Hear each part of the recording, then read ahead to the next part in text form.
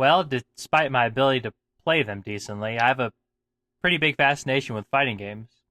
I think they just play really well into my artistic sensibility, and I really enjoy getting to design characters for them and how they fight and move and so on and so forth, and different unique interactions they can have with each other. I just feel like it's a genre that is suited to my artistic interests the best, I guess. And anime fighters are really fun specifically because you get to take a pre-existing IP and take the fun characters or fighting system that those may have and plug it into your own fighting game and kind of switch around the way that the fighting game works based on how the power system works for the game. So, in my weird little brain, I came up with the idea of doing a Yu-Gi-Oh fighting game, which I thought would be pretty fun to take the card-based combat system of the anime and then turn it into a fighting game, which is a lot more fast-paced than a card game. So you have to make a weird little mishmash between the two different styles of gameplay. So in this video, I'd like to describe this weird little brain rot idea and just kind of vomit it onto the internet so that everybody else is forced to see it now that I've thought it up and done all this stupid art and character pages and whatnot for it. Now, the first thing you may be questioning yourself is, how on earth are you going to play a Yu-Gi-Oh game in the middle of a fighting game whenever you're normally going to need to move around a lot and so on and so forth? And I think I've come up with a weird way that I think is effective of translating the Yu-Gi-Oh card game system into a fighting game with a unique kind of like hand and theoretical deck system. I'll try to describe it the best I can, but if you have any questions along the way, please feel free to like ask in the comments below afterwards, and I'll get to them all as best I can. So I feel like I should start off by saying the game would be a 3-button fighter, I think is the term for it. So instead of like a light punch, light kick, medium punch, medium kick, so on and so forth, it'll just be a light attack, a medium attack, and a heavy attack. I also want to have a unique ace ability that'll be different for each character, and of course spell and trap cards and obvious things for a fighting game like blocking and grabbing and so on. Now for the different attacks and your spell and trap cards, those are going to be tied to your character's deck, which will be preset for every character. And it'll be a deck of 12 cards with 2 copies of each card type. So by card type, I mean your light attack will be tied to a light attack monster. Your medium attack will be tied to a medium attack monster. Heavy attack monster. Ace attack will be your ace monster. Spell card will be your spell card. And trap card will be your trap card. You'll have like 2 each in your deck. And your hand will be 5 cards starting off. And it'll automatically refill whenever you use a card. So if you activate your light attack, you get that unless that monster is destroyed.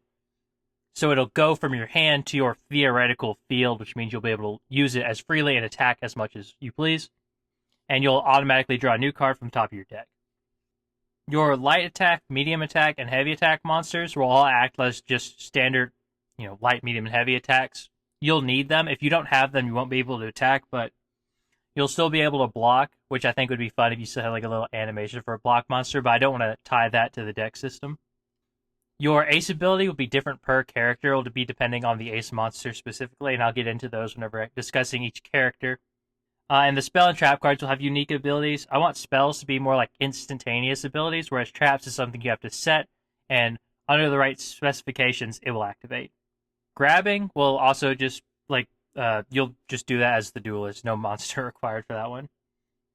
Also, due to the chaotic and fast gameplay of a fighting game, I don't want to include a graveyard system for the game because I feel like that would draw out a little too much. So instead of your monsters going to the graveyard when destroyed, they will instead just be recycled back into your deck to ensure you don't run out of monsters and just get completely locked out of actually getting to play the game. And lastly, obviously, I would like to include a super meter kind of mechanic, although I think it'd be fun to give it some unique Yu-Gi-Oh theming, like calling it a Destiny meter or something. A little boringly, I'll add, I would like to make the abilities kind of like standard for each character, so as to keep it less insane and more in line with how the card game is often played.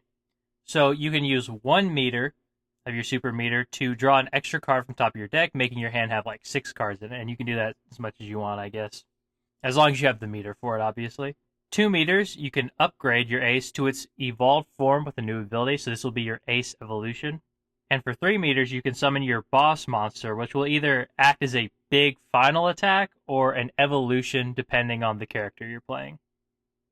All right, with the basics out of the way, I guess I should go into the roster. And first, I should say how I decided to come up with a roster, because Yu-Gi-Oh is a long series with a lot of different characters across the different series in the franchise. And I knew if I want to include one from like every series, I'd only be able to include like 2 or 3 from each, which I feel like is a little unfair. So I'd like to go with Bonds Beyond Time as like a focal point for the game, because I feel like that's a good way to pull from the first 3 series while still making it a logical reason for why it's only the first 3 series. There's a movie there, so I feel like we can tie it into the plot of that a little bit. I also want to be kind of realistic with the roster size, so I went with 21 characters for the cast. Dragon Ball Fighters started off with 24 characters. Persona 4 Arena Ultimate started off with 21 characters. So I feel like 21 is a good number to start with. This will also allow us to have an even 7 characters per series, but just for a little extra flair, I did add in 4 secret characters, with one being Paradox, obviously, because if it's based on Bonds Beyond Time, Paradox is going to be like the main villain of the game.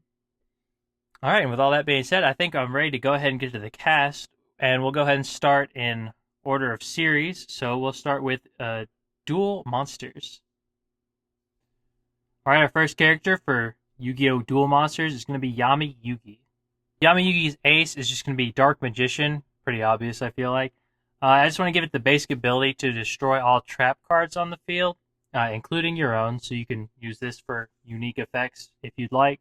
It's a bit strong by comparison to others, so I'd like to give it like a long cooldown period, just to like kind of balance it out a little better.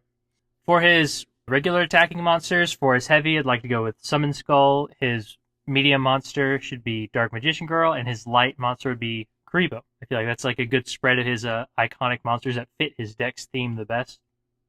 And Yugi had a lot of monsters. Some of the characters we're going to be talking about have a lot of monsters in their deck, so picking the monsters to represent their decks best for their attacking monsters was a little difficult at times. Yugi's spell card is going to be Thousand Knives, which can only be activated if you have your ace monster active, and it allows you to destroy a random monster your opponent controls. So, like, it'll randomly select their ace to their light monster and destroy one of those, and it'll just go back shuffle their deck, and they'll eventually be able to redraw it. So it's kind of more of a stun, like a light interruption than anything. Yugi's trap card would be Magical Hats. Randomized positions of all traps in play, so it kind of gets to trick up your opponent a little bit, especially if it's an opponent that relies a lot on their trap cards.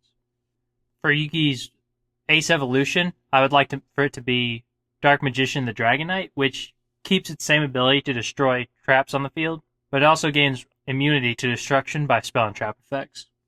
And for Yugi's boss monster, I'd like it for it to obviously be his Egyptian god card, Slifer the Sky Dragon, and it can just do like a big skyward attack.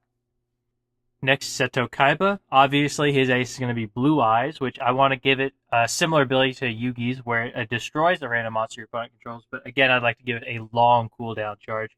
Maybe even like something crazy like 30 seconds on it, just because it is an insanely strong ability to stun your opponent so much. His regular attacking monsters could be Vorse Raider for his heavy, X-Head Cannon for his medium, and Lord of D for his light. His spell card could be Enemy Controller, which could prevent your opponent from attacking or defending for 5 seconds based on a specific input you do. So I assume it would like stun them for a second if they go to input an attack, or if they go to defend, it would also stun them and leave them open for a second. His trap card could be Crush Card Virus, which would cause you to lose your light attack, like the monster would be destroyed. But your opponent gets poisoned for 8 seconds, dealing considerable damage over time. Kaiba's Ace Evolution would, again, obviously be the Blue Eyes Ultimate Dragon, which would destroy a random 3 monsters your opponent controls, but again, it needs another long cooldown, because that is a big takeaway.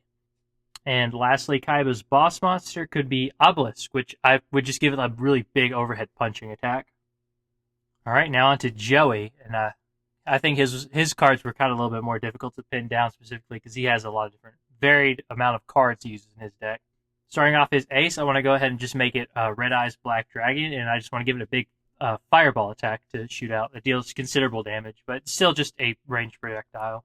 His attacking monsters could be Flame Swordsman for his heavy, Gearfried the Iron Knight for his medium, and Time Wizard for his light. For his spell card, I'd like to make it Graceful Dice, which causes his next attack to gain 100 points times a d6 die roll.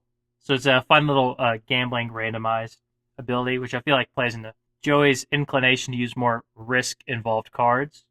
And for his trap, I would like to go with Kunai with Chain, which would cause the opponent to be locked in a block state for a short amount of time, and your next attack would deal an extra bit of damage. For traps like this, I would like them to activate whenever the opponent steps on them, more than anything.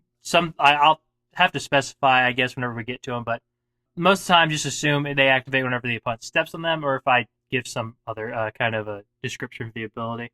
All right, Joey's Ace evolution was a little difficult, but I went with Black Metal Dragon, which would give you the same Fire Blast attack, but it would also give the Red Eyes Black Dragon spell immunity.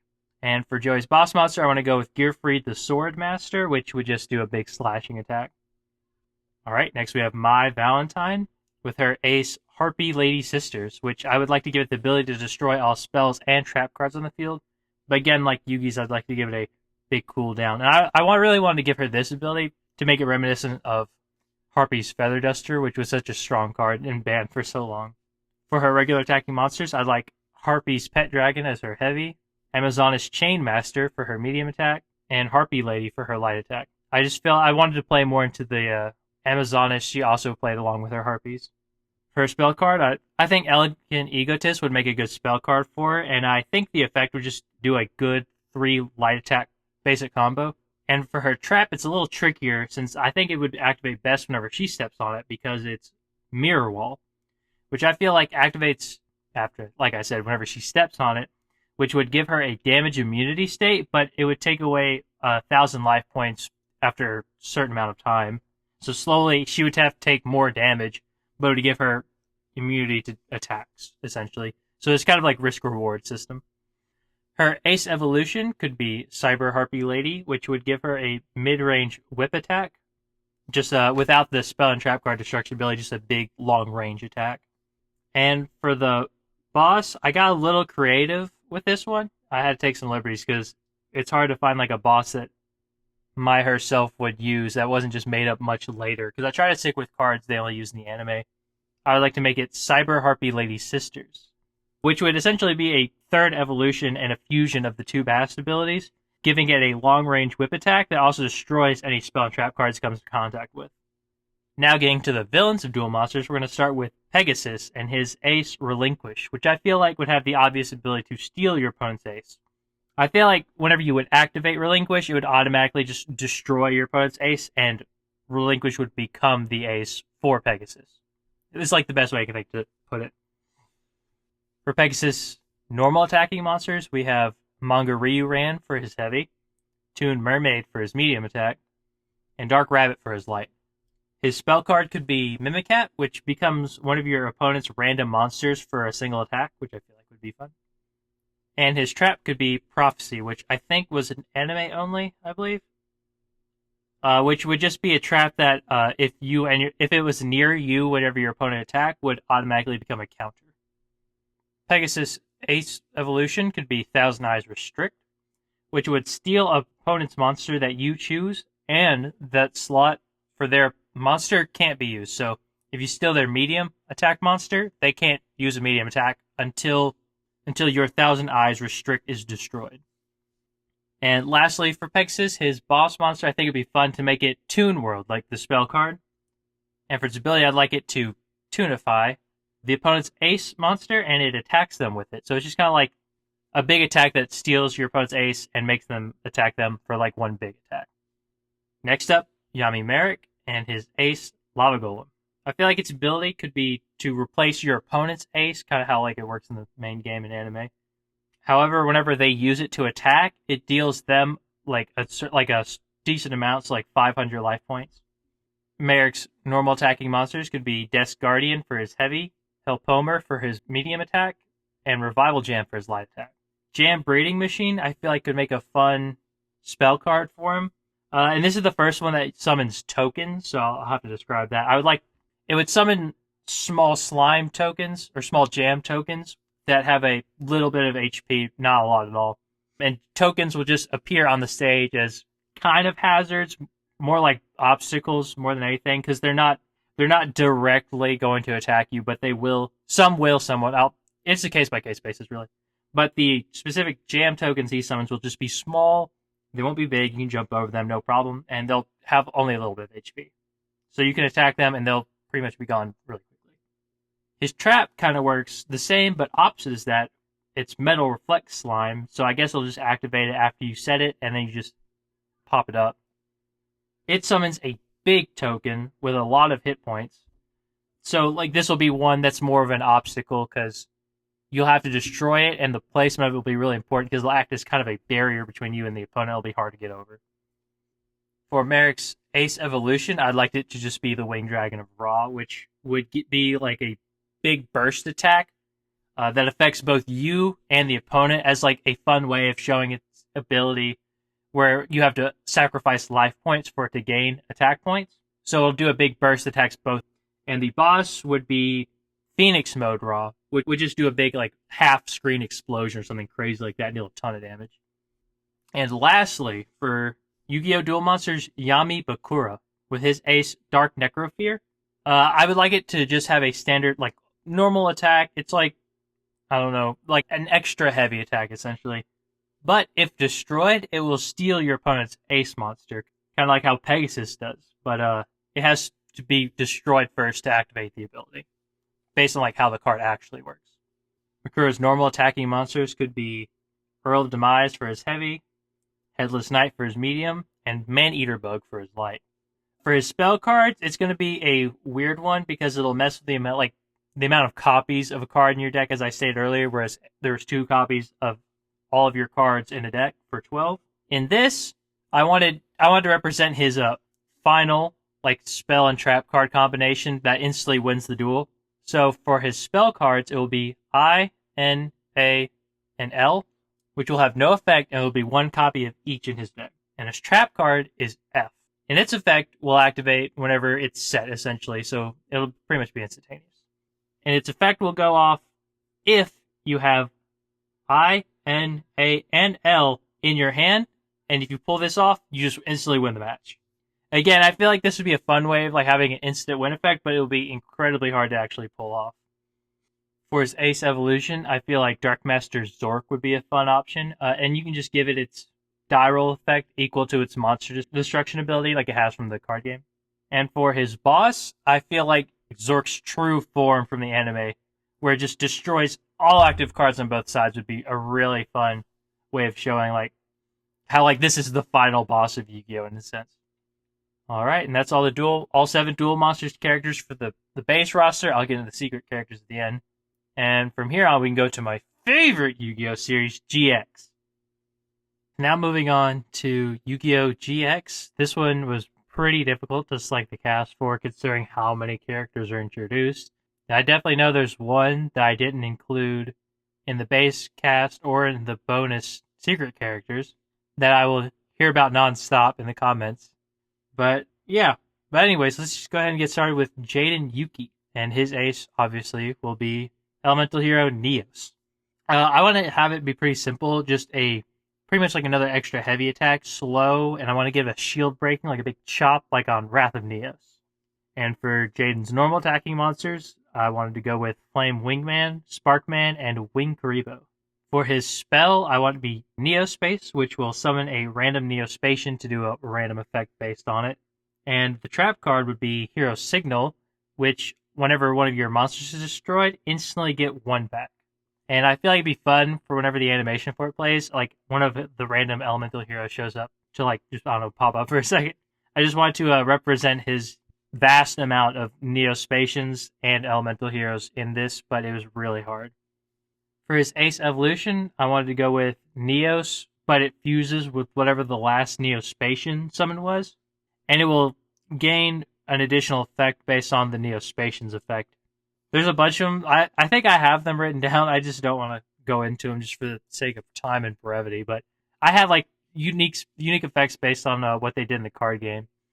Chilling out with the crew in the schoolyard, finding trouble, never looking too hard. We're back at class, they never taught us this. Some things you gotta learn here. Here comes a giant fish. Next, I want to go with the Chaz and start with his ace, which will be all 3 of the Ojama trio. The effect will be that it summons 3 Ojama tokens that all have 0 life points.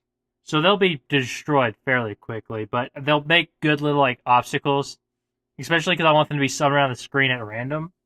And you can't summon them back until all three are destroyed. So it'd be like a fun way of just annoying the opponent more than anything, especially if they spawn like right in their way and they have to like crouch or jump around them or whatnot. For his normal attacking monsters, I wanted to go with Armed Dragon level 5 for his heavy, V Tiger Jet for his medium, and Chthonian Soldier for his light attack. His spell card would be Ojama Country, which would cause active Ojama tokens to gain 1,000 life points, meaning they're harder to beat up. And the trap card would be Chthonian Polymer, which negates an Ace Evolution one time. For Chaz's Ace Evolution, I want to go with Ojama King, which would summon a large Ojama King token, but it also has 0 life points. However, whenever you activate Ojama Country for it, it would actually gain 3,000 life points based on like its defense stat number. So it would become a really hard to get over big obstacle.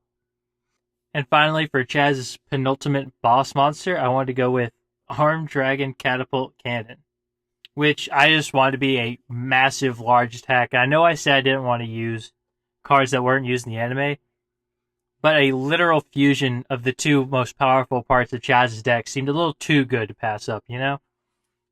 Next, we have Alexis Rose and her ace, Cyber Blader, which I went to base its ability in a weird way off of how the card actually works, where its ability will differ based on your last attack you inputted. So whether it was like a heavy, medium, or light attack, it would end up being a little different.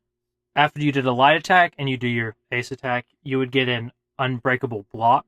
Your ace after you do a medium would give you just a really strong like heavy attack.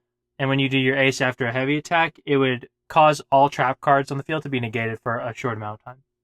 For Alexa's normal attacking monsters, her heavy could be Cyber Prima, her medium could be Cyber Tutu, and her light could be Cyber Petite Angel. Her spell card could be Ritual Sanctuary, which would destroy one of your monsters to give you half of a super bar. So I feel like that'd be really good for getting your super meter up quickly at a reasonable cost, I feel like.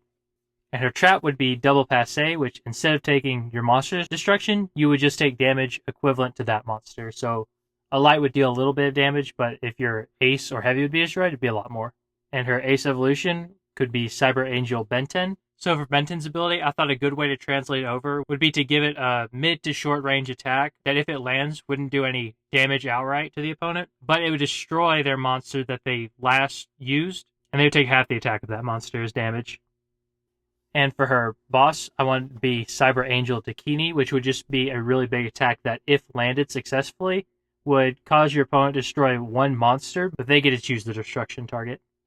Aster Phoenix and his ace, Destiny Hero Dogma. If active halfway through the match, it will deal half of your opponent's HP damage to them. I wanted to focus on his time abilities that the early Destiny Heroes kind of like base themselves around. So you'll see a little bit of that. For his normal attacking monsters, we could have Destiny Hero Dreadmaster for his heavy, Destiny Hero Diamond Dude for his medium, and Destiny Hero Doom Lord for his light. And his spell card could be Clock Tower Prison, which for a small amount of time would allow you to gain a damage output based on the timer. So because of that, I had to like change the way like the timer would work in the game. So instead of counting from like 99 down, it would count from 0 to 99. Just to make it a little more simple for the character. And his trap would be Destiny Mirage, which would work exactly the same as Jaden's Hero Signal effect. And again, if you want, I feel like it'd be fun and kind of cute. You could have like random Destiny heroes pop up in the background whenever it happens. His boss evolution could be Destiny Hero Plasma, which would give him an attack that drains life points from your opponent and regains your own. So like a grab, I guess, would probably be the best way to describe it. And Aster's boss monster would be Destiny Hero Dragoon, which would destroy one of your opponent's monsters and burn them for damage equal to their monster's attack points. Alright, for our first villain of Yu-Gi-Oh! GX, we have Amnail. I know it's kind of not obscure, but a less popular choice to go with him for villains. But I wanted to go with him because I feel like his deck would be very unique and have like a bit of a fun gimmick for the game.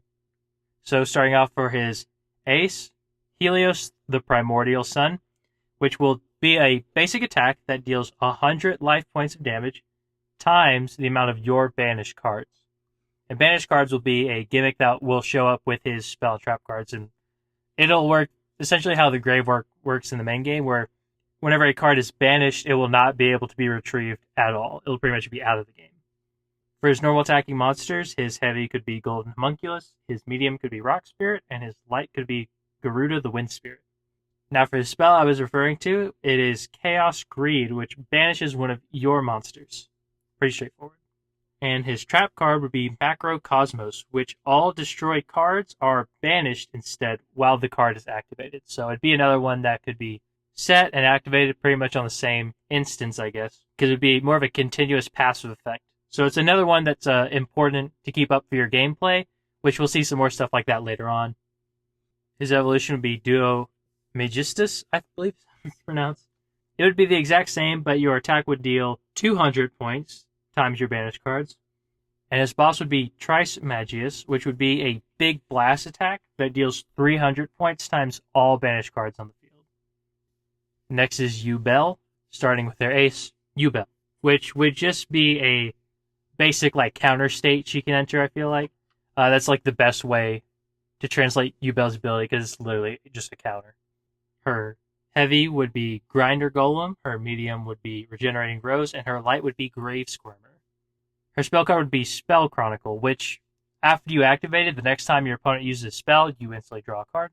And her trap would be Sinister Seeds, with the condition that when your monster is destroyed, it summons a seed token, which will be small and have a little bit of HP. Yugioh's evolution would be Yugioh Terra Incarnate, fairly obvious, which would be the same counter state she can enter, but it also destroys the opponent's monster whenever it counters. And Yugioh's boss monster would be Yugioh the Ultimate Nightmare, which, when it's activated, would destroy all opponent's monsters and damage them equal to half their monster's total attack points.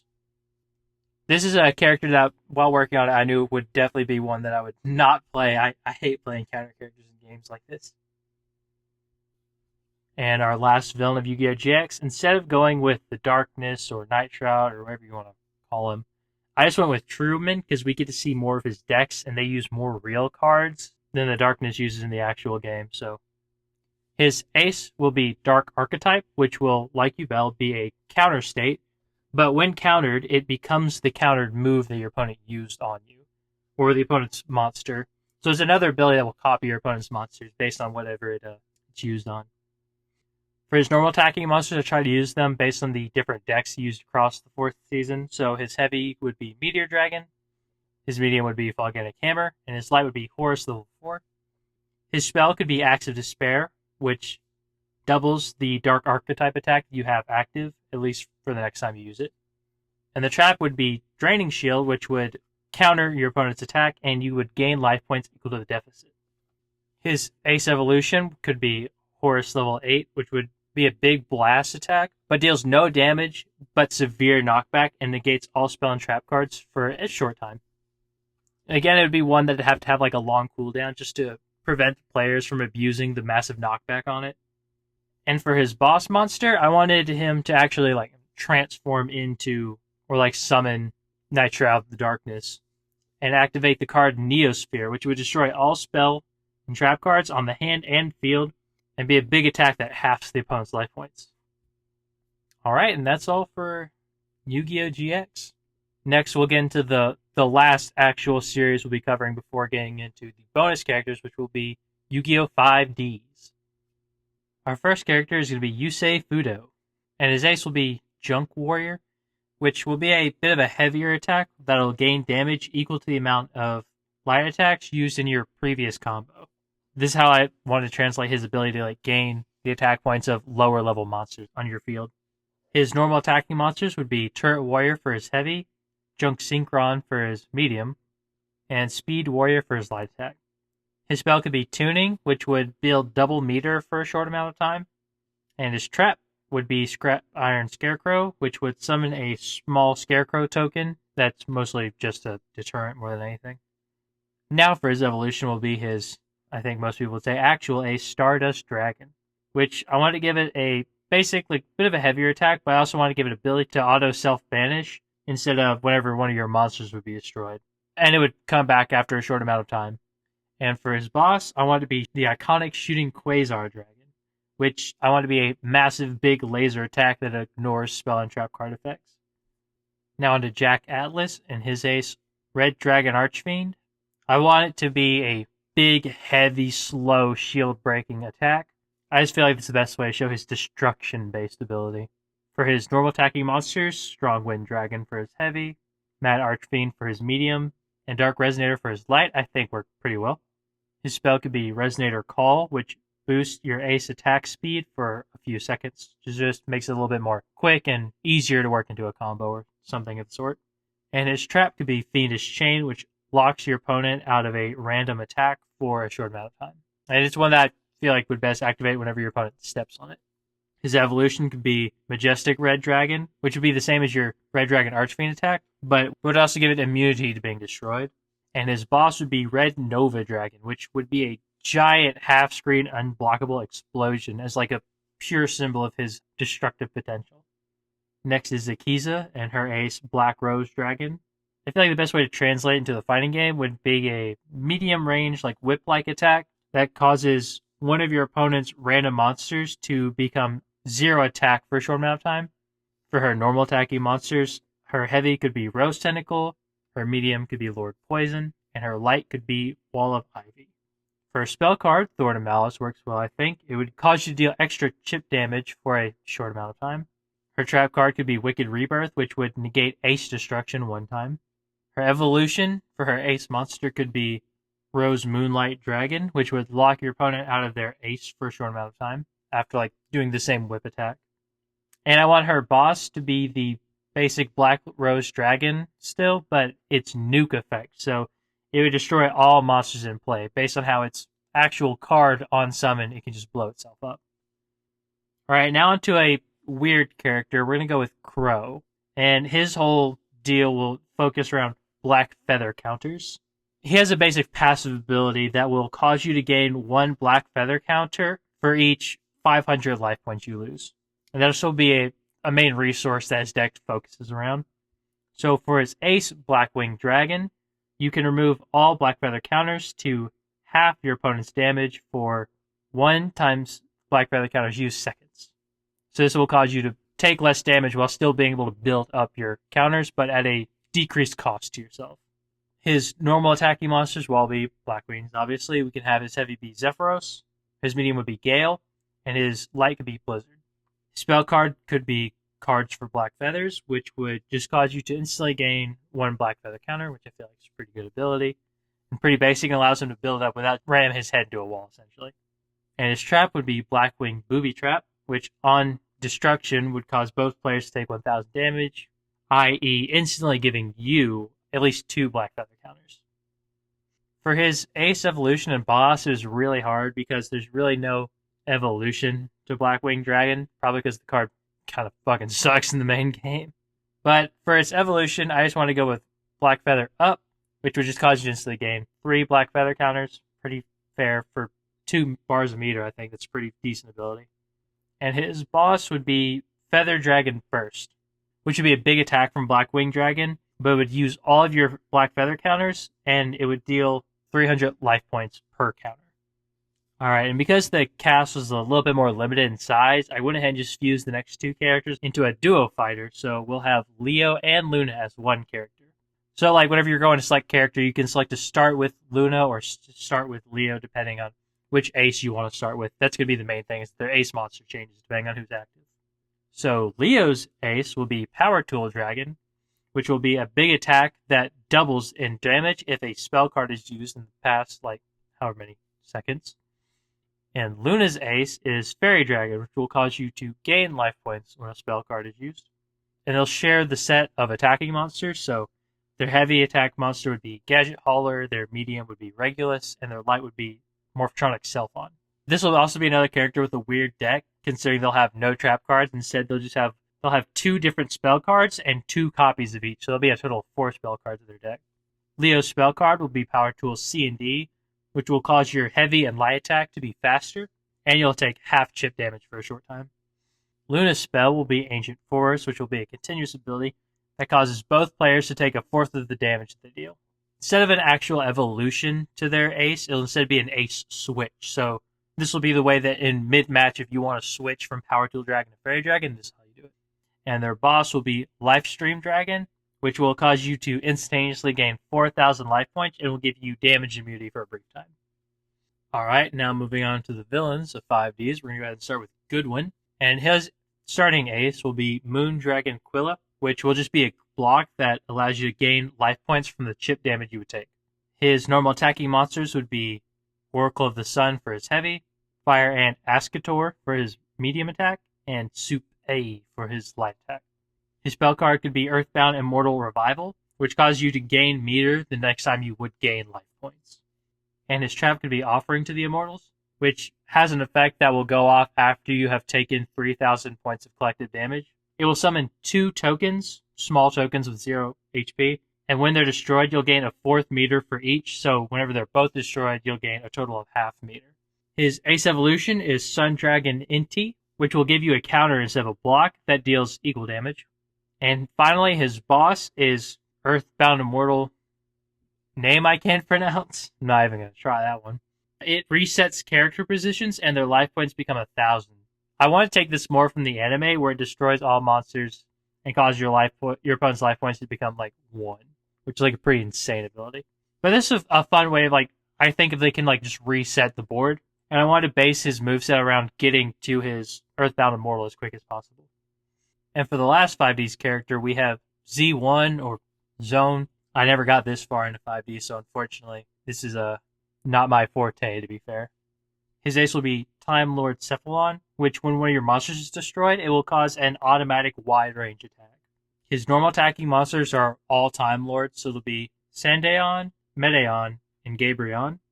And this will be another one that has a weird spell and trap card list. So instead of the spell card, he'll actually have 4 copies of the same trap card, which will be Empty Machine, which will have no effect, but you'll need it up because this will be what evolves instead of your ace monster.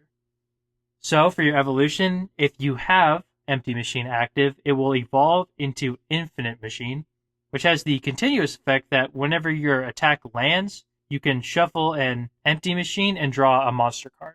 It's a pretty basic one that just makes Empty Machine useful in your hand, I guess.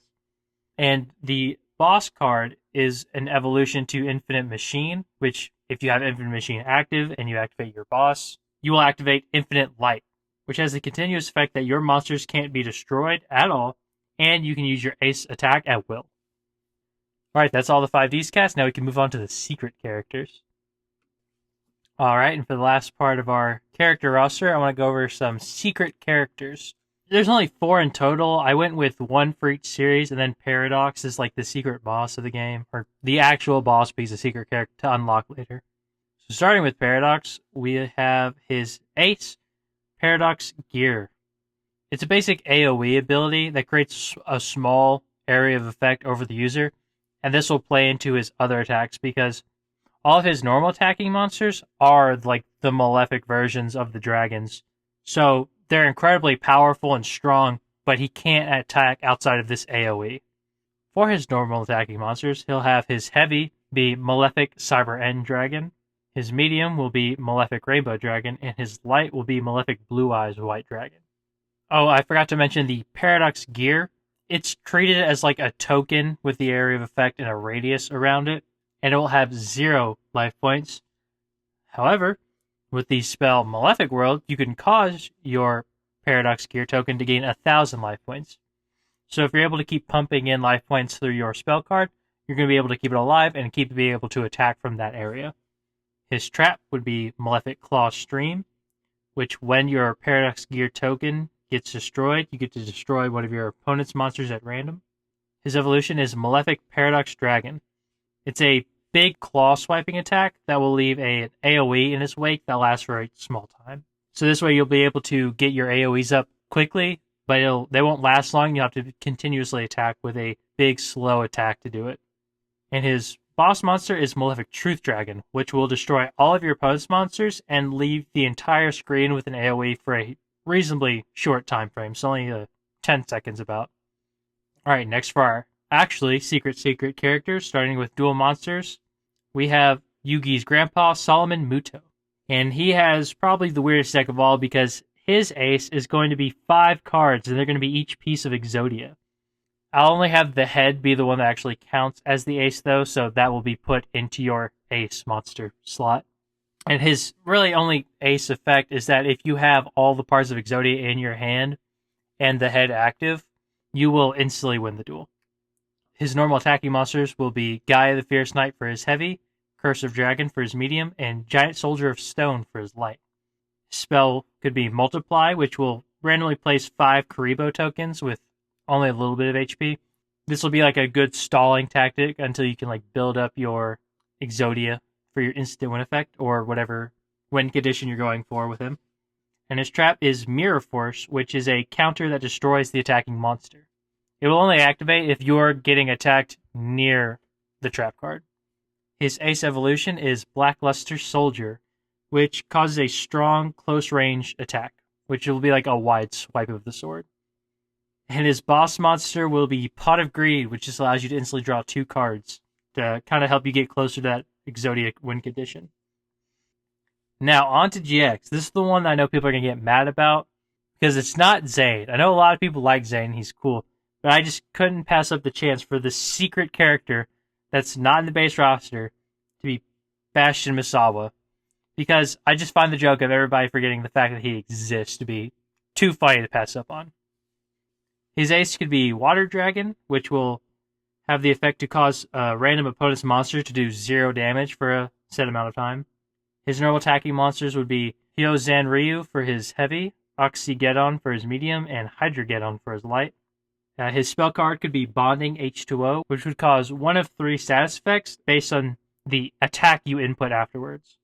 So a heavy attack would burn the opponent, medium attack would stun the opponent, and a light attack would give them a no draw for a short amount of time, so they won't be able to draw cards from their deck. His trap card is Spirit Barrier, which summons a giant barrier object with infinite life points, but it disappears if you don't attack for a certain amount of time, so it's one that you'll have to work around a lot if you want to keep it up for any amount of time. His ace evolution could be Litmus Doom Swordsman, which would cause double damage if your barrier object is up. This is how I wanted to translate his ability to gain damage based on trap cards. And for his boss, I wanted to go with the joke of his White Magician Pikaru, which would just cause you to instantaneously gain 2,400 life points, because this is how much White Magician Pikaru would actually give you in the game if you had all your monsters on the field. Now, for our last character, I wanted to go with a personal favorite of mine, and one that could add a unique gameplay choice to the game, because most fighting games have a big grappler character, and there's just no real Yu-Gi-Oh characters that would cover that role, I don't think. So I wanted to go with Tetsu Trudge, and his ace, Goyo Guardian. Goyo Guardian would have a long-range grapple that would pull opponents in close. That's kind of how I wanted to work that in more than anything. His normal attacking monsters could be Stygian Street Patrol for his heavy, Assault Dog for his medium, and Jutei Fighter for his light. He'll have another weird deck. In the anime, he doesn't use really any spell cards that actually exist. So instead I gave him 2 trap cards. So he'll have 2 copies of each traps for a total of 4 trap cards in his deck. His first trap will be Wiretap, which will negate one of your opponent's traps and reset it, meaning they'll have to reach that condition to activate it again. And his second trap is Broken Blocker, which will instantly reset your shield whenever it's broken. His ace evolution, I wanted it to be Goyo Thief, which will replace one of your monsters with one of your opponent's monsters, whatever you choose after you attack. And finally, for his boss, I want it to be Montage Dragon, which will cause a big half-screen explosion. I just like this for a big nuke effect. Alright, and that's all for the basic gameplay roster. Before we go, I want to go ahead and talk about some little mechanics and neat little spin-off things here and there. Alright, just before I go and wrap this video up, I just want to talk about some fun little things I thought for the game. Just little here's and there's, like stages and different modes and things and whatnot. So, for some fun stages, I thought we could include Duel Monster Duelist Kingdom Finals would be a fun one. We could probably have a stage for different areas of Duelist Kingdom. That'd be fun. And the Battle City semifinals on the big blimp I thought would be cool to see. GX, obviously, we'd have to have Duel Academy. I don't know where specifically. We have a bunch of different locations, like in the gym, the Slifer Red dorms, or the front courtyard. I think, yeah, for Season 3 is part of the story where they go to the different dimension. We could have like different locations from there, like Bronze Court. That was an iconic scene from the anime, so I feel like we could have that and have like unique background details of like Jaden's duel in the background and the summoning of super polymerization in the background. For 5Ds, this was like a difficult one because I never really got into that one as much. I haven't seen it all the way through. So the only one thing I could really come up with was the Fortune Cup with dual runners in the background and maybe a duel in the satellites. Or maybe like a one set around the where like the main characters would duel the dark signers. You'd have the purple flames in the background, something like that. For the different modes of the game, I thought, obviously there's some things that'd be pre-given, like arcade mode, practice mode, like an online battle mode and whatnot. Story mode would be fun. That just follows like the plot of the Bonds Beyond Time movie. Unfortunately, it'd be mostly a lot of fights against Paradox, but you could also include some things like Yusei and Jack's duel to act as a tutorial to the game, or Yugi's duel with Pegasus before it gets interrupted by Paradox, and you could have a individual duels with each of the main characters. So Yusei versus Paradox, Jane versus Paradox, and then finally Yugi versus Paradox. I'd also like a model art viewer because those are always fun to see in fighting games, getting to admire the art a lot. That's the most important thing to me, in all honesty. And a big one for a lot of Yu-Gi-Oh games specifically, I think a deck builder mode would be fun. I wouldn't want this to matter at all, because I don't want people to be able to make things broken and go on like ranked matches or whatever. So this would be its own mode where it's entirely for fun, nothing counts really. And I want you to be able to build decks with specific monsters, spell sets, trap sets, and just kind of like make your own little custom character out of it. I don't know if they'd have like a whole like character creator, probably not, but like you could have like a fun little like Vagabond from like the Duel Links games kind of character show up for it. Yeah, that's all I can think of. The only thing else I could think to cover would just be going on and on about the roster more, so like possible DLC and whatnot. And there's a few characters I would have in mind, but I feel like the video's long enough, and I just kept talking on and on. It would be here all day. So, with all being said, thanks for watching the video. I hope you enjoyed. I put a lot of work into this one. I made some art for it, so if you like any of that, feel free to follow me on like my social media stuff. I'll have that listed, like Twitter and all that. If you want to see anything else from me, I have a web comics I put out more frequently. I need to work on videos more too, because I have a lot of ideas for that. But I feel like my comics are also where I put a lot of my focus, so feel free to look at that. And I always put stuff on Twitter and whatnot. I'm on most major like comic platforms, so I'm on like Newgrounds and Tapas and Webtoons and all that good jazz. So feel free to check me out if you'd like. I'm on all those. And I'll be back with a video, hopefully more soon than I am with this. Than it took me to make this one. I was in a move, so I'd like reset up and find a good place to record in my new spot. So I hope you'll subscribe so you can get alerted whenever I make my next little piece of crap video to go out. So I hope you enjoy it, and if you did, feel free to like, subscribe, and do all that fun little YouTube stuff. And I hope to see you in the next one. So that all being said, I'll have to see you later.